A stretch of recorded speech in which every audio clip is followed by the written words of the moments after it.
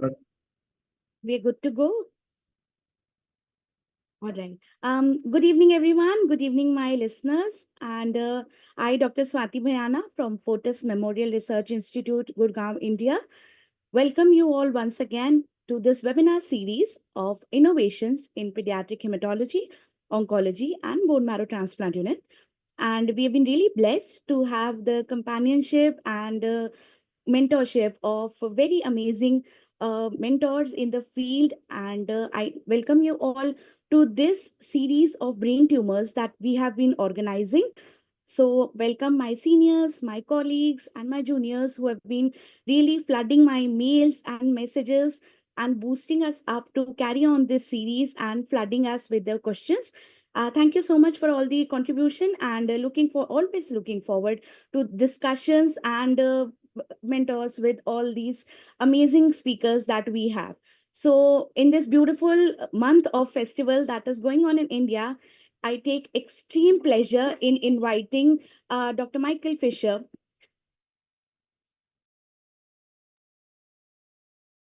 Thank you very much. It's a pleasure to be here. Let me just share my... Am I audible? I'm sorry. Am I audible? Now you are. Okay, I'm so sorry. I welcome once again Dr. Michael Fisher. He has been our to-go person for the discussion of multiple low-grade gliomas. I'm sorry, Dr. Michael, for the interruption, but we all know you very well, and you need no introduction. And your work and your definitely keen interest in neurofibromatosis, optic pathway gliomas, and providing a fantastic outcome to the low-grade glioma children is a matter of interest to all of us practicing neuro-oncology, and is a matter of interest for the research that is going on in neuro-oncology. Dr. Michael is the chief of the Neuro-Oncology Center and in the Neurofibromatosis program at the Children's Hospital of Philadelphia. And we're really, really blessed to have his presence today. Dr. Michael, the magical podium is all yours, and welcome once again. Thank you for the kind introduction. Are you seeing the full slide? Is that projecting? We are. Fantastic. Okay. So what I want to talk today about is the challenge in the management of optic pathway gliomas in children with neurofibromatosis type 1. And these are my disclosures. I do some advisory board work and get some research support from some pharma companies, and I will be mentioning MEK inhibitors, which some of them have investments in. So just to remind you, neurofibromatosis type 1 is an autosomal dominant genetic disease, occurs in somewhere between 1 in 2,500 to 1 in 3,000 people worldwide. The protein product, so the gene is on chromosome 7, and the protein product neurofibromin is a classic tumor suppressor and a negative regulator of the oncogene RAS. Now, this is a very large gene. So interestingly, up to half of the cases of neurofibromatosis type 1 are first in family, and the rest are familial. And despite research gathering, very large series of genetic alterations in NF1, there's really very limited genotype-phenotype correlation, such that members of the same family with the same germline mutation can have very different manifestations. Now, less than 5 years ago, the criteria for neurofibromatosis type 1 was tweaked a little bit, and so I wanted to make sure that everyone was aware, and the changes are in red. So, the criteria still include having 6 or more cafe-au-lait macules, freckling in the skin folds, 2 or more neurofibromas or 1 plexiform, an optic pathway glioma. Now, separate or in addition to Lisch nodules, you could also have choroidal abnormalities, which are these bright patchy nodules you can see using optical coherence tomography. Distinctive bony lesions, right, such as sphenoid wing dysplasia or tibial pseudoarthrosis. It used to be a first-degree family member with NF1. Now it's a parent with NF1. And that really was changed because of the concern of the geneticists that people would miss congenital mismatch repair syndrome. And then we added an eighth, which is a heterozygous pathogenic NF variant. And so now instead of 2 of 7, you need 2 of these 8 criteria to make the diagnosis of neurofibromatosis type 1.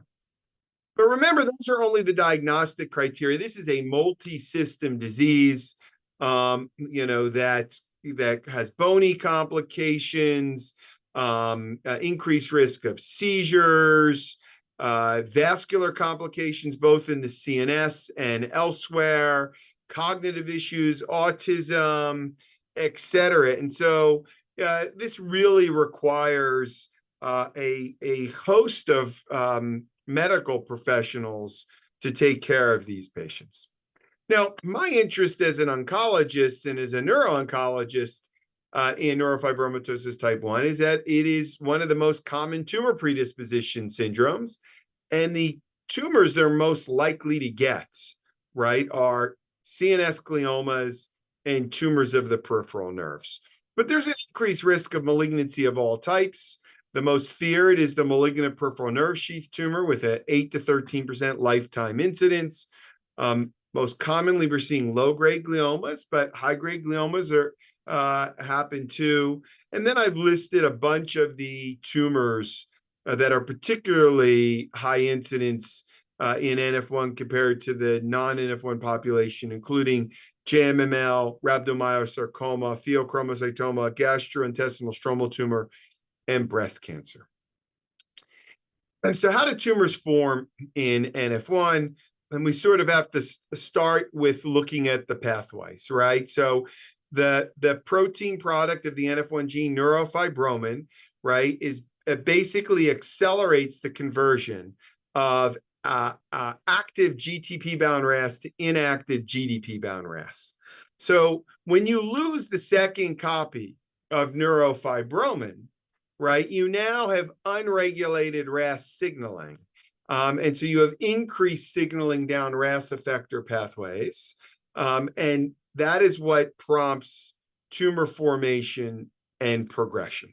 And we'll come back to this pathway later on as we start talking about treatments. So globally, when we think about low-grade gliomas in children with neurofibromatosis type 1, about 20% of children are going to develop a low-grade glioma. And if you look at this cartoon here on the right from an older publication, the majority of those are in the optic pathway. The second most common location is the brainstem, but you can see a smattering of these elsewhere.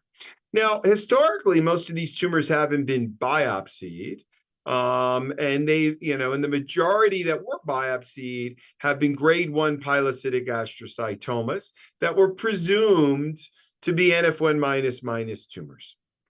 In the non-optic pathway glioma location, right, that you can see that this retrospective study we did with St. Louis and Chicago showed that more than half of them were asymptomatic. We took a deeper dive into the brainstem because that's where the highest location out of the optic pathway was, and only about 1/3 needed tumor-directed therapy. And you're going to see this as a theme in the management of optic pathway gliomas and low-grade gliomas in NF1. The bigger challenge isn't trying to figure out how to treat. It's trying to figure out who actually needs treatment. For the ones in the optic pathway, the majority are diagnosed before age 6. And once again, half or more are indolent with minimal tumor progression. Now, I mentioned that these are rarely biopsied. And so, once again, these were presumed to be NF1 minus pilocytic astrocytomas. So, a few years ago, we put together a series of 70 low-grade glioma specimens from 70 children with NF1 from around the world. And it was hard to find this many because, like I said, they don't go to the OR. And fortunately, we managed to get clinical annotation on 48 of them. So what did we find? Well, first, we found that a surprising number had some unexpected findings. Either they were not pilocytic by methylation, or they harbored an additional non-NF1 mutation, meaning they were not simply NF1 minus minus, they were NF1 minus minus plus something else, or they were NF1 plus minus plus something else. Okay, so however, and then from the clinical features, we discovered that tumors arising in the optic pathway were unlikely to have an unexpected finding. So that has us sort of rethinking, should more of these patients need biopsy or not? Now, you may look here and say, oh my gosh, about 1/5 of the tumors had an unexpected finding. But I would caution you not to overinterpret this.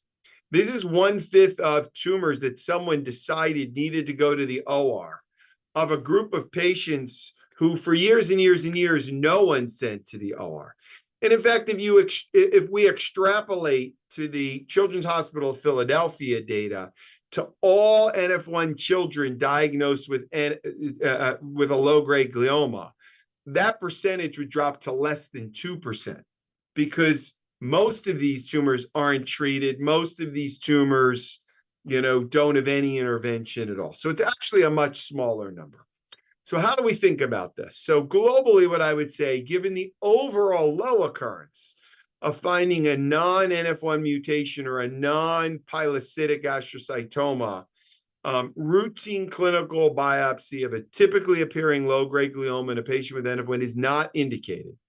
And in particular, for those with tumors of the optic pathway or hypothalamus, the yield of finding an actionable mutation was quite low and approached 0%. It wasn't zero, but quite low. We would consider biopsy of a non-optic pathway location tumor that's refractory to conventional treatment, has some sort of concerning MR features. It's growing rapidly, there's evidence of peritumoral edema, or there's an acute development of neurological signs or symptoms. So for the rest of the talk, I'm going to shift just to talk about the optic pathway gliomas. Now, fortunately, these tumors are rarely life-threatening. They tend to be vision-threatening, or they can cause disfiguring proptosis or hormone changes. And they're not your typical tumors, right? The natural history is unpredictable. As I mentioned before, half or more are indolent with minimal tumor progression. When they do grow, progression tends to be slow. And while extremely rare, you can see spontaneous regression without any therapeutic treatment. So how do we monitor patients with NF1 without a known optic pathway glioma, right? So I mentioned 15 to 20% will develop an optic pathway glioma.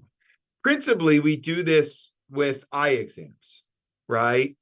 We do eye exams in children less than 8 yearly. Once they're over 8, every 2 years until they're 18. At our institution, we only do an MRI if a concern is identified on the eye exam, or if we can't get a reliable visual acuity. So what does that mean? We'll talk more about this. If they come in and our ophthalmologist can't get a quantitative acuity, right? Because the kid's not cooperative and all they can get, let's say, is fix and follow. That's not good enough, right? You fix and follow at 20/20 or 6/6, and you fix and follow at 2200 or 6/60. That's 10 lines of vision loss. In addition, if you decide to get an MRI in a child with NF1, you should get the brain with thin cuts through the orbit so you get the detail you need. So on an eye exam, what are sort of signs and symptoms that would suggest that you should get an MRI scan, right? Poor visual acuity, drop in visual fields, proptosis, squint or strabismus, the optic disc being pale or edematous, or nystagmus. Anything like that should say, maybe I should be getting an MRI. So here's our challenge, right? I mentioned to you before, no more than 20 patients with NF1 will develop an optic pathway um, uh, glioma, right? So, and of those 20, no more than half are going to have vision loss and need treatment. And we certainly want to optimize the outcomes for this group, but equally important, the other half are never going to have a problem. We don't want to unnecessarily expose them to tumor-directed therapy. And if there's anything I can leave you with in the management of this class of tumors, is you need to find a good ophthalmologist to partner with, because the eye exam is crucial here. The goal of management is, once again, has to do with vision, right? They're rarely life-threatening. The goal is to reduce the risk of permanently clinically significant vision loss. And we know that what's happening with the tumor does not necessarily correlate with what's happening with the vision, meaning tumor can get larger, vision stable, vision improved, tumor could shrink while the vision gets worse. So, what are the key elements of the ophthalmological exam? And I would say the most important is visual acuity. And quantitative measures are important, right? I already mentioned the challenges with the qualitative fix and follow. And you actually, if you invest in it, you can get quantitative measures in children as young as 6 months. How do you do that, right? So this shows you that over time, right, as kids develop, the kind of visual tests you can do change over time. So this classic Snellen chart that we all do as adults, ophthalmologists don't test kids in that usually until they're 6, right? When they're a little bit younger and they know their letters, you can do what's called HOTV matching.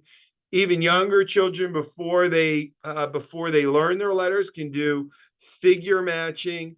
And really young children, you can test visual acuity using these what are called teller acuity cards, where you see one side of the card has these stripes, the other side is blank.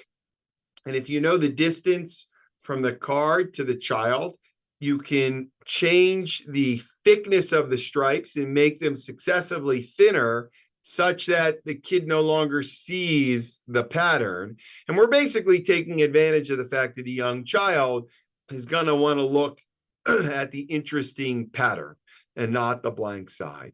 And if you do this, and this is data from our natural history study we're doing, what we found so far is that 80% of children, you can actually get a quantitative acuity at the time of the diagnosis of their optic pathway glioma. Meanwhile, if you're trying to do a more advanced test like HOTV, only about 40% can. So it's really important.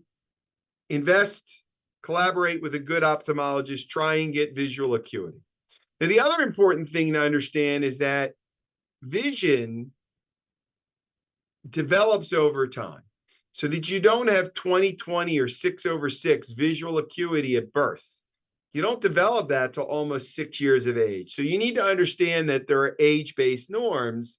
And if you see a 3-year-old with an optic pathway glioma and their vision is 20/40 or 6/12, that's actual normal vision. It wouldn't be normal for a 6-year-old, but for a 3-year-old it is. And so it's really important to understand that. Other key elements of the ophthalmological exam, obviously, optic pathway gliomas can affect visual fields, although it can be very hard to get cooperation in a young child to get good visual field testing. We talked about the optic disc appearance. Pallor of the disc corresponds to atrophy of the optic nerve fibers. Swelling may represent recent progression, may not, but that usually resolves to pallor. And then lots of people are using what's called optical coherence tomography now. Now, this is a device that shines a light on the back of the eye that bounces back. And from this, you can get a readout to measure the retinal nerve fiber layer, which is the start of the visual pathway, right? And we know that damage anywhere along the visual pathway is reflected back in the thickness of that retinal nerve fiber layer. And so retinal nerve fiber layer thickness has been shown to be correlated with visual status, whether you've got good vision or not. But it's important to note that OCT itself doesn't replace actually getting a quantitative assessment of acuity and fields. How do we use it? We use it as one of many data points used to make a management decision. For example, if I can't get a visual acuity or I'm unsure of the reliability and the retinal nerve fiber thickness is normal, that likely supports that the vision is normal and may support observation. If I'm following a patient over time, and let's say the tumor has grown a little bit, and I'm unsure, I don't get a good vision, but the retinal nerve fiber layer is stable, that may support that the vision is stable, and thus I don't need to pull the trigger on treatment. Similarly, if I'm following a patient, the tumor is growing and I can't get a good visual acuity, but the retinal nerve fiber layer is dropping, that may be a cause for concern and a suggestion to consider treatment. So some of the key factors in thinking about pulling the trigger on treatment as opposed to observation is new vision loss over time, either acuity or fields, unreliable visual exam with other things changing, known poor vision in one eye to begin with, and then some features on the MRI, including tumor location and tumor growth, right? None of these in and of themselves are telling us everything, but these are the things we're looking at. Now, this is a more complicated way to look at it. This is a figure we put together for a publication a bunch of years back that is way more complicated in how to think about it. But it does look at tumor location here, right? We know that tumors, particularly behind the chiasm, those that have extended into the optic tracts and radiations are more likely to need therapy. Obviously, growing tumors are more likely to need therapy, but they don't necessarily, because a tumor may grow on a scan and then stop grow or shrink on the next scan. Obviously, can you get a good visual acuity or not? So we broke this down into categories of who everyone sort of would agree needs treatment, those who would consider treatment, those where you need to not treat but watch closer, and those we would do nothing about. So I'm going to start at the two ends of this, which I think are generally agreed upon. And that is, if you are following a patient and they have a drop in visual acuity or fields over time, and in visual acuity, that's a 2-line drop, or what we call 0.2 logmar or more, that's an indication to treat. However, if you meet a patient for the first time at diagnosis and they may have a deficit in vision, they may or may not need treatment. That may be chronic and static, and not need treatment. At the other end of the spectrum, if you have a newly diagnosed patient with normal vision, or you're following a patient over time and the tumor stays stable and the vision stays stable, you don't treat that patient. In addition, precocious puberty or other hormone changes are not necessarily indications for chemo. Here's where it gets trickier, right? These other two categories, right? And this is meant to categorize, and the reference is down here if you want to find it. Things that you should be more worried may need treatment. And they include, if you already have complete or near complete vision loss in one eye, which is mean vision worse than 1 logmar or 2200ths or 6 out of over 60, that increases the importance of preserving vision in the good eye, right? Because you already have one non-functional eye. And so you may have a lower threshold to treat someone with a change. Similarly, if you have an eye that's at the functional threshold, it's not quite below functional vision, it increases the importance of preserving the vision in that eye. Meaning if you lose two two more lines of vision, you may go from functional to non-functional. Similarly, in the setting of a reliable, stable vision, right, these are not primary indications for treatment. We don't treat for tumor progression in most cases with a reliable, stable vision, new eye findings, okay? But once again, these things in the middle, less agreed upon in the community. All right, so that's how you think about treatment.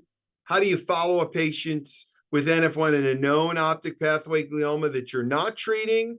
We do eye exams every 3 months for the first year, then every 6 months for 2 years and over 8, then yearly till 18. We don't do our MRIs as often. We do them every 3 months for the first year, then every 6 months for 2 years, then yearly, and then per clinical judgment. If we're treating a patient, we do an eye evaluation and MRI every 3 months on treatment, then every 3 months for the first year after, then every 6 months, then yearly, etc. All right, now let's go to treatment. Let's say we want to treat a patient. How are we treating? And so if you think about a low-grade glioma, not in the setting of NF1, but in the brain anywhere, right? This is the most common brain tumor of childhood. If you have a low-grade glioma in the cerebellum, right, you would take that out. Resection is cure for a pilocytic astrocytoma in the brain. However, remember, the goals of care here are to preserve vision. And so we're rarely doing surgery because to take the tumor out means to compromise vision further. There are some exceptions. This would be an exception. A unilateral optic nerve tumor with a blind eye that's causing painful or disfiguring proptosis. That may be a tumor you could do surgery for. What about radiation? Radiation works very well for low-grade gliomas. This is the 10-year progression-free survival of the old literature for optic pathway gliomas. But we know there's significant toxicity, right? You can have further loss of vision because you're radiating the optic apparatus. These tumors tend to be around the hypothalamic pituitary region, so you get hormone abnormalities. They tend to be near the circle of Willis, so you have an increased risk of stroke, and we already know that NF1 patients are already at risk of stroke, and it's magnified with radiation. They have an increased risk of second malignant neoplasms. I'll show you that data. And you're radiating what tends to be young people, includes the cortex, who very often already have cognitive issues. So just one piece of data on the second neoplasm risk in NF1. This was a publication from a few years ago where we showed that NF1 patients with a tumor are a 2.5 times increased risk of developing a second neoplasm and 3.5 times an increased risk of developing a second malignant neoplasm, right, if they're treated compared to survivors who didn't have NF1. Now, you might say, well, that's not that surprising. They have a tumor predisposition syndrome. But when you drill down, those treated with, if you look at a group of NF1 patients who were treated with radiation, right, versus untreated, there's almost a 3-fold higher risk of a second neoplasm. So we know that radiation causes second neoplasms, and it's more likely in NF1. So we're not using surgery. We tend not to use radiation. It's a therapy of last resort. Frontline therapy for years and years has been chemotherapy. The most common utilized regimen are carboplatin-based regimens based upon this Children's Oncology Group study in the NF population where the 5-year progression-free survival was 69%. About half of them had a partial response or more, which is 50% tumor shrinkage or more. If you drop that bar to 25% tumor shrinkage or more, a minor response, 2/3 respond. And some retrospective data that we looked into show that from the start to the end of therapy, about 1/3 of patients have a 2-line or more improvement in vision, 40% stable, and about 1/3 fail from a vision perspective. The Canadians have been very active using vinblastine on a metronomic schedule, albeit on a smaller, based upon smaller data with reasonable progression-free survival, not as good of a response rate, unclear the visual outcomes because they had a very small series. For years, there was no real second line treatment beyond those because many of the other regimens you might choose to use for a low-grade glioma, like TPCV, right, thioguanine, procarbazine, CCNU, and vincristine, are avoided in NF1 because they have risk of developing or causing a secondary leukemia. And once again, tumor predisposition syndrome, we're trying to avoid things that can cause secondary cancers.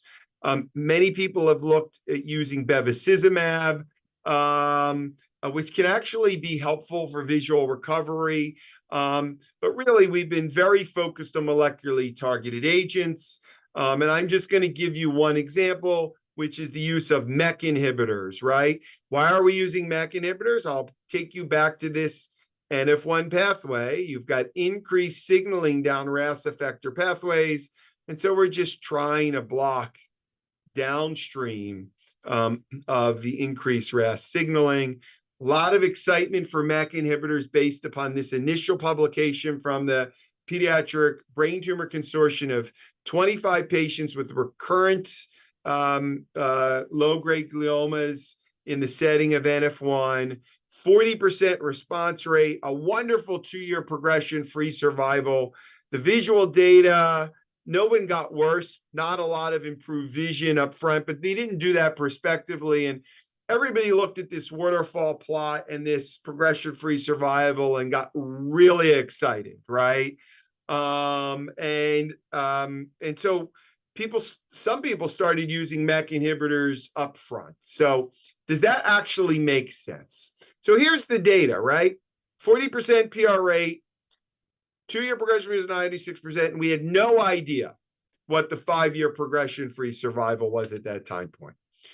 Now, people, I think, were comparing this 2-year progression-free survival to this 5-year progression-free survival of carbovincristine. But if you now dig into the data, right, the response rate for carbovincristine is the same, the 2-year progression-free is the same, and now there's mature data on the MEK inhibitor.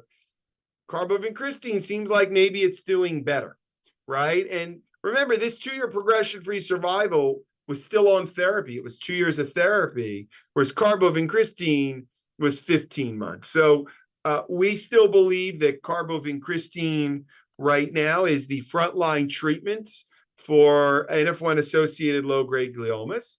But the MEK inhibitor data is exciting enough that the Children's Oncology Group has a phase 3 randomized study of upfront treatments comparing carbovincristine to selumetinib to see whether the outcomes from an MRI perspective are equivalent and to see which is superior for visual outcomes. Similarly, the Toronto group just finished a follow-up study of vinblastine looking at upfront comparing vinblastine to vinblastine plus bevacizumab. This was not NF1 specific, and we're waiting for the answers to that. So these are on the horizon. Once again, we start with carboplatin-based regimens and are now using MEK inhibitors as second line. So that's treatment. So let's step back. There's still a lot of unanswered questions, right? I already talked about this conundrum of who needs treatment. We have very little data on visual outcomes. The best data I showed you are all retrospective. We still have no idea what treatment regimen achieves the best visual outcomes, and we still don't know the true prognostic factors. So we've been involved with a large natural history study of newly diagnosed NF1 optic pathway gliomas. There are 22 centers involved from around the world.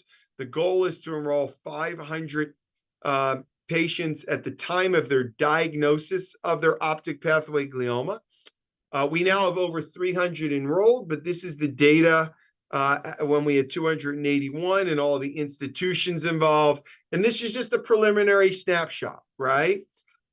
We are seeing that the median age of diagnosis of an NF1 optic pathway glioma is what you'd expect it to be, about 3 years.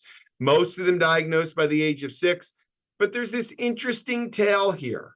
And we'll be interested to understand, how do these kids at the tail do? We don't know yet. Thus far at diagnosis, right? You can see only about 12% go on to treatment at diagnosis. So most people at the time of diagnosis, there's not a reason to do treatment. Most are being observed. Thus far over time, once again, really preliminary data, right? Some of these patients are only on for a few months, but the blue dots are all the patients who started therapy at diagnosis. And there's another 29, these red dots, who started on observation and eventually needed treatment.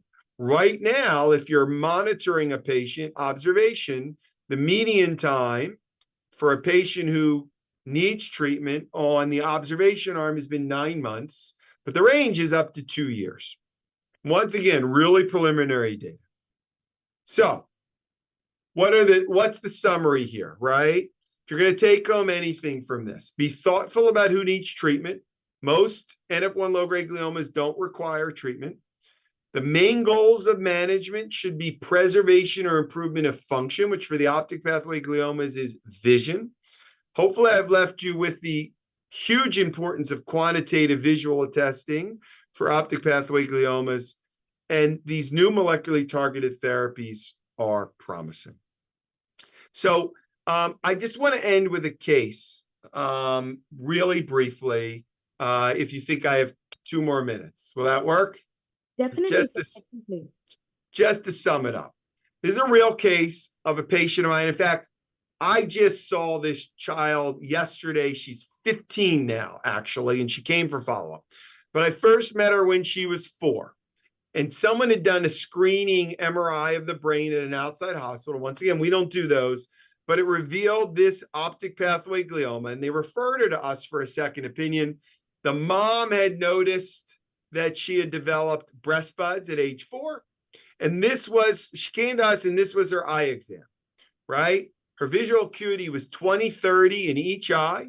She had normal visual fields, no optic dystrophy, and you can see this chiasm tumor that's enhancing. And the question to everybody, right, as you think about this case with what you've heard is, what would you do, right? Would you refer to a neurosurgeon to take that tumor out? Would you start carbovincristine? Would you start a MEK inhibitor, right, because of the visual deficit? Would you start it because of the precocious puberty, or would you observe? Okay. And we don't have time to do this in a get a response forum, but we observed the patient. And the point here is there was no visual dysfunction. 20/30 is normal at 4 years of age, right? So that's important to remember. The visual fields were normal. Was the tumor growing? We don't know. It was the first scan ever, right? So we didn't know that. We were concerned because the tumor was beyond the chiasm. And we know that the tumor was affecting hormone function. So what did we do? Well, we started Lupron to stop the puberty. We don't consider precocious puberty the reason to start tumor-directed therapy. And we followed the kid. And here is the baseline scan, and here's the follow-up scan 12 months later. No tumor-directed therapy, but this chiasm lesion, T2 hyperintense, right, has shrunk. The enhancement's gone away. And now we treated with Lupron. The kid was on Lupron for probably, 8 years. And then endocrine stopped the Lupron, and the kid went through puberty, never been treated. And the point here is that, remember, normal acuity improves with age in young children. Large tumor size or even tumor growth doesn't necessarily correlate with function, and precocious puberty is not necessarily an indication to start therapy. So I'll end there just to acknowledge the team I work with at CHOP, as well as my key collaborators for the optic pathway glioma stuff. And I will stop there, and I'm happy to take any questions. Thank you. Thank you so much, sir. That was really crisp. That was really amazing. I particularly adore the slides in which the logMAR reduction and the plan of treatment is specified. It's just so crystal clear to all the junior colleagues that where should we treat, where should we not treat, because that is the question that is always unanswered whenever an optic pathway glioma comes to the OPD. Also, congratulations to the amazing series of patients that you have collected. And even I am particularly interested in those presenting late, that how do they manifest, how do they present. So it would be really keen to read that work. And definitely, thank you so much for highlighting that particular point that vincristine carboplatin is the to go first line treatment, though the other treatments are promising and we are definitely awaiting results on the COG trials. But as of now, despite being so fancy drugs on the radar, the vincristine carboplatin always wins the battles. So definitely, thank you so much, sir. And my chat is already flooded with questions. If you permit, I'll ask. Please. So the questions are both OPG of NF and OPG non-NF related, sir. Sure. So, in the case of presentation, do you observe in your practice that the sporadic OPGs have more chiasmatic lesions and the NF1 OPGs have more optic nerve lesions? I've not observed that in my practice. I don't, it's not clear to me that there's a difference. In fact, I think the difference I see is that the NF1 ones tend to be more complicated, bilateral nerve or nerve into chiasm and post chiasm. So I haven't seen that difference. There is a subtle difference in management in that while there are non-NF1 optic pathway gliomas that will sit there, my bar is much lower. They are way more likely to sort of declare themselves as needing therapy. So we definitely have a lower bar of treating the non-NF ones for sure. So I remember one of my conversation with a neuro-oncologist, and he quoted one term, and the term was that NF1 gliomas are lethargic. So that thing is always, it I always like that. I'm going and to steal that. definitely, sir. So, given the fact that the pelomyxoid astrocytomas are more notorious for CSF dissemination than a general pilocytic astrocytoma, do you recommend a CSF baseline testing in such a low-grade glioma? Say that again. Which low-grade gliomas does the question posit are more likely to spread? So, according to my junior, a pelomyxoid astrocytoma. Pylomyxoid, yeah. So this is true. Pylomyxoid astrocytomas are more likely to spread. Hypothalamic astrocytomas are more likely to spread, although a lot of those are the most common location for pylomyxoid. So those don't really occur in NF1. Outside of NF1, that's a good point. So we don't routinely, in our pilocytic astrocytomas, do spine imaging, but we do for all of our non-NF1 hypothalamics or non-NF1 pylomyxoids. We don't do lumbar punctures, right? We don't see free-floating clumps of cells, but those are the ones that we do spine imaging on.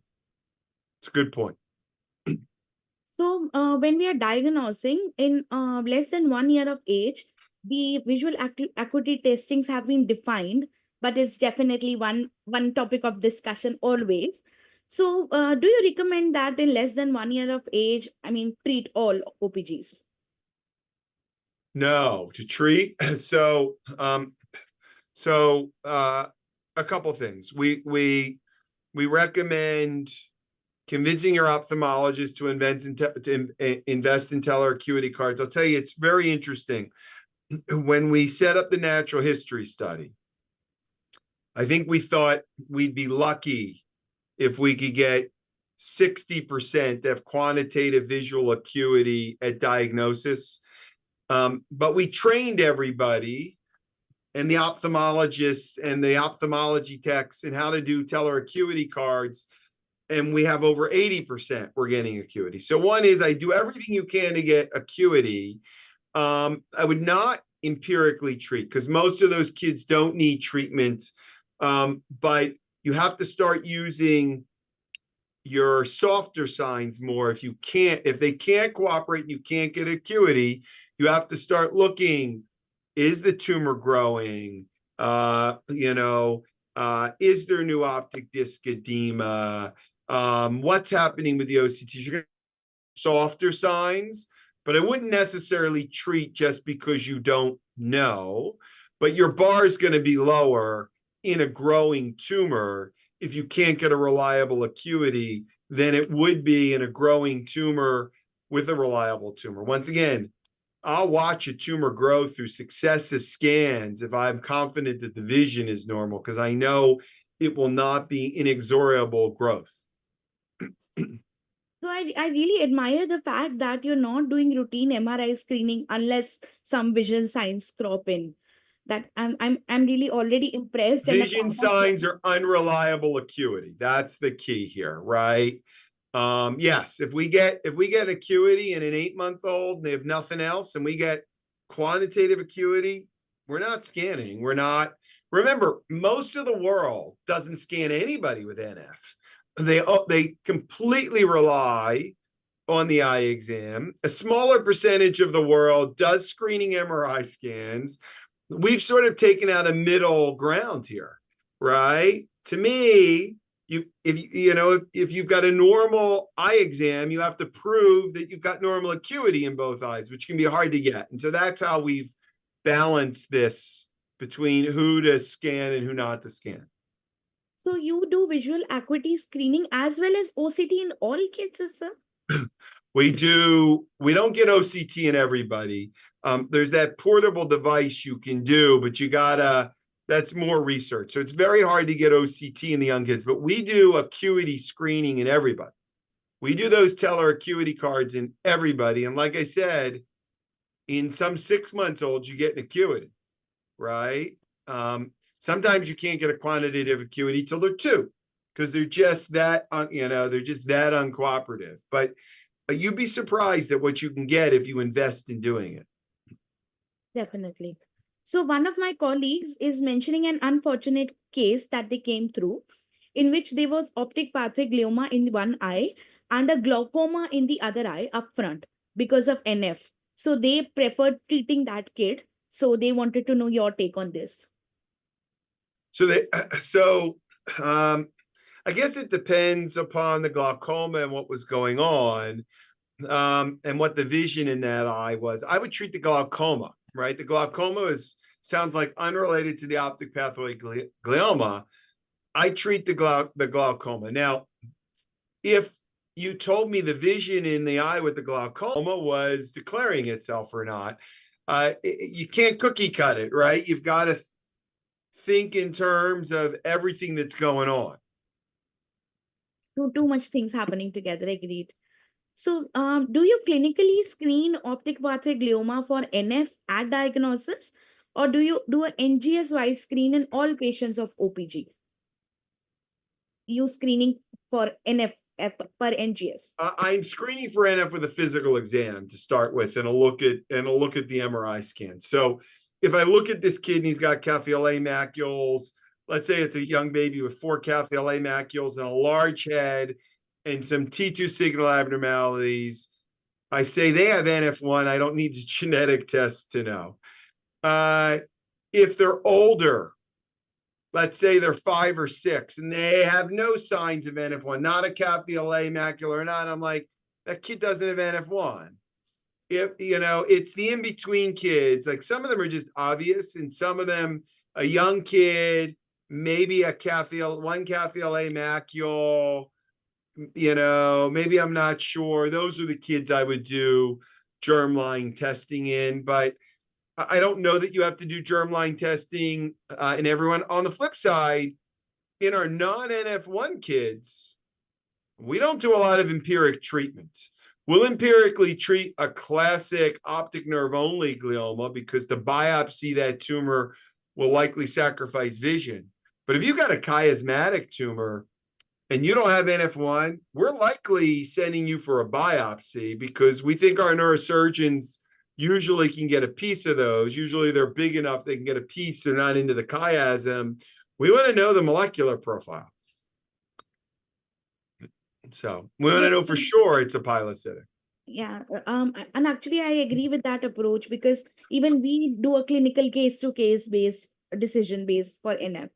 So Yeah. when we talk about surgery in a case of optic pathway glioma, do you most of the time practice a no surgery approach, or you decide on a case to case basis, let's say a exophatic mass or a suprasellar or mass with hydrocephalus? Yeah. So in the NF1 population, it's almost never, right? Unless they have a big midline lesion causing mass effect, or that case of a isolated optic nerve glioma, proptotic eye, blind already. In the non-NF1, we are biopsying pretty much all but the optic nerve only ones. And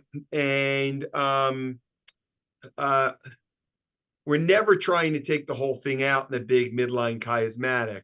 But if you have a big midline chiasmatic and the ventricles have blown up, sometimes our neurosurgeons like to take advantage of going in from above because the vents are big, debulking the part of the tumor that's in the ventricles away from the chiasm.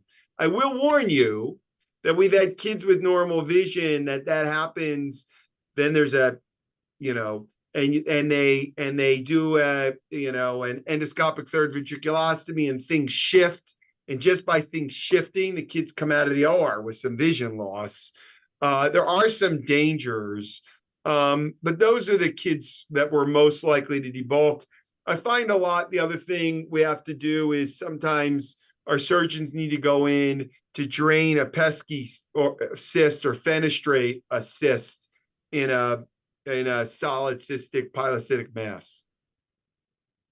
Definitely. Yeah, So those are really tough cases. yeah, definitely. We in some cases there are like they present with a hydrocephalus, and then we always ask the neurosurgeon. It's your take.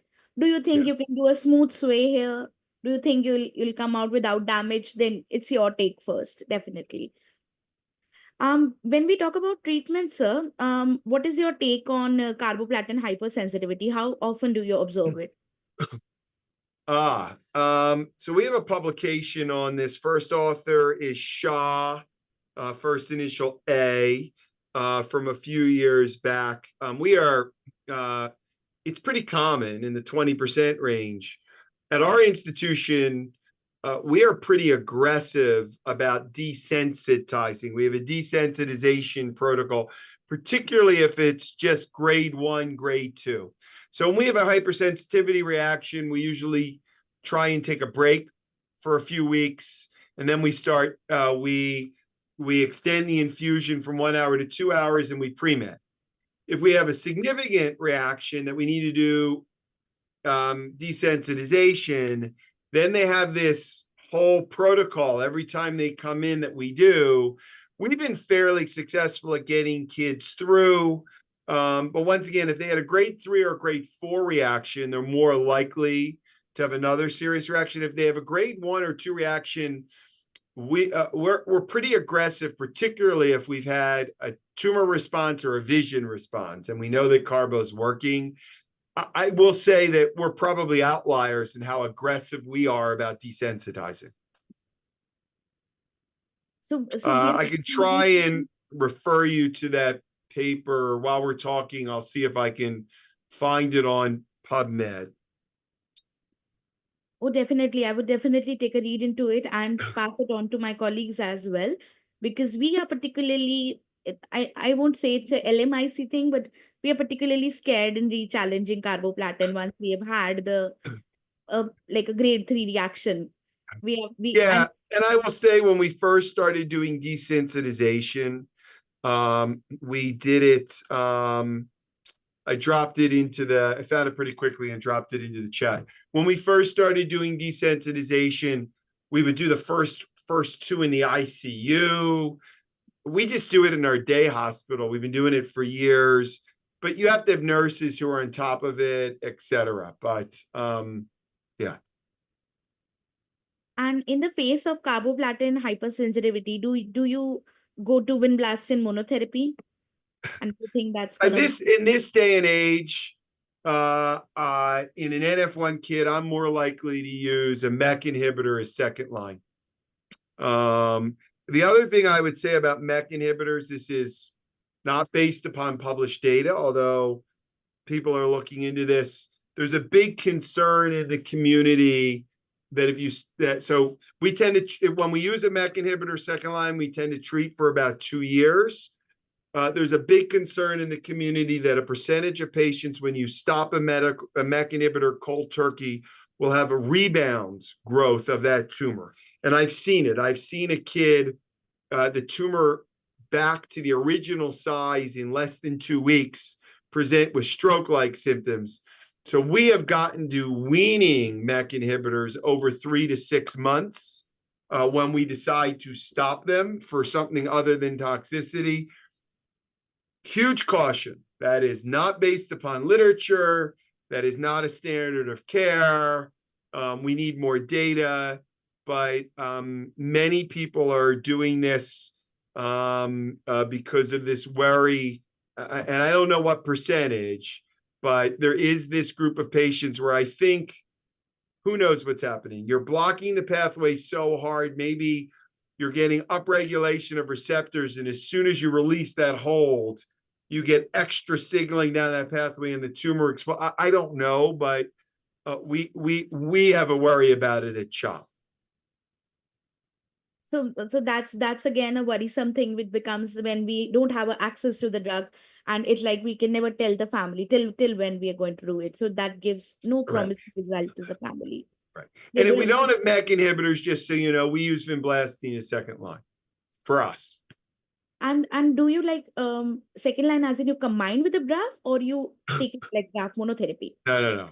So if we can't get access, we do MEK inhibitor monotherapy. And if we don't have, like before we had MEK inhibitors, our second line was vinblastine. And obviously, it's always a known thing with MEK inhibitor that they are a double-edged sword when it comes to macula, because they are notorious for causing macular edema, retinal breaks, at least theoretically.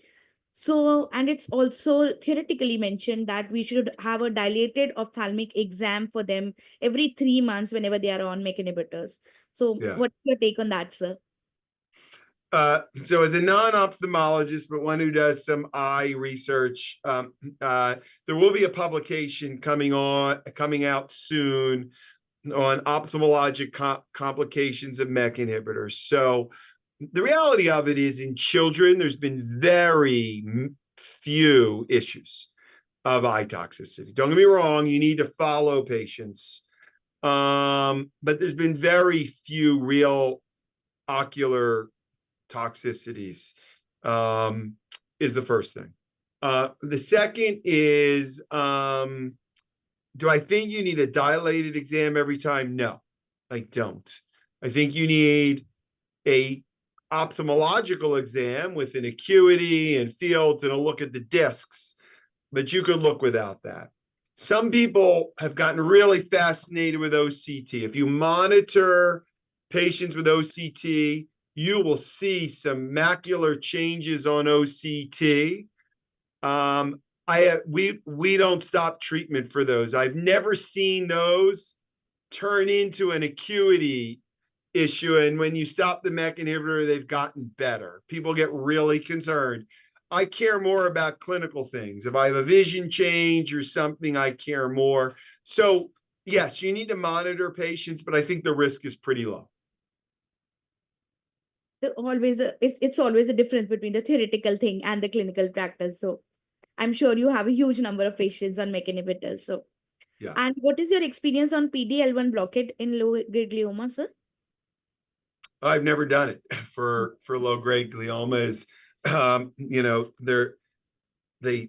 they're not, certainly not hypermutant tumors. It's not something I've done. I mean, and so I'm not aware of the data. There's so many other things to do. Yeah. And talking about the long-term follow-up, in NF1, there's always a theoretical mention of 18 years. But in a non-NF1, how long do you monitor a post-treatment OPG? Oof. That's a great question. I'm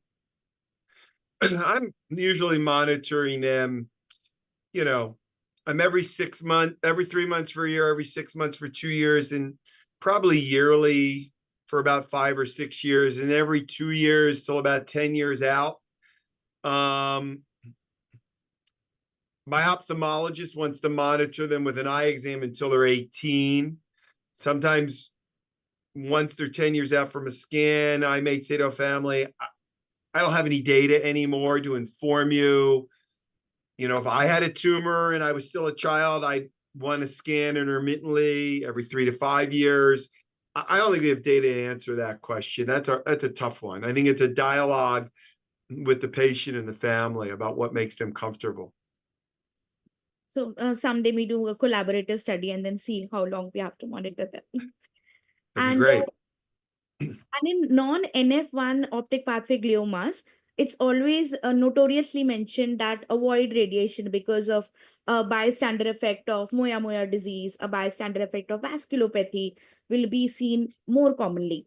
So I have More personally. commonly in the NF1 ones, not the non-NF ones. Yeah, the NF ones, absolutely.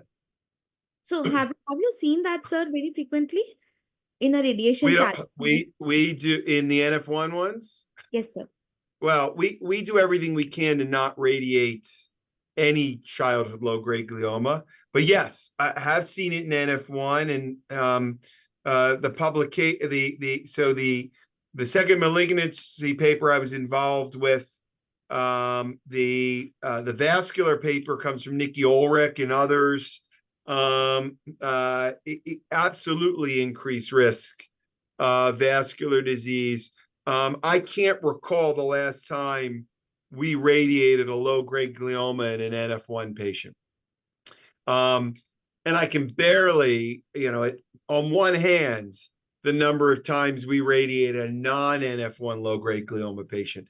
There are just so many choices: carboplatin, vinblastine, a MEK inhibitor, a BRAF inhibitor, depending upon what they have, TPCV, temozolomide, bevacizumab, cisplatin etoposide. Like, there's a clinical trial, there's a lenalidomide, there's a lot of it doesn't mean we haven't done it, but they got to be a teenager. We got to have no other choices. Yeah, we're pretty hesitant. Well, that's it, sir. That brings me to the end of my lots of questions. And thank you so much for being so patient in answering so well to all of these.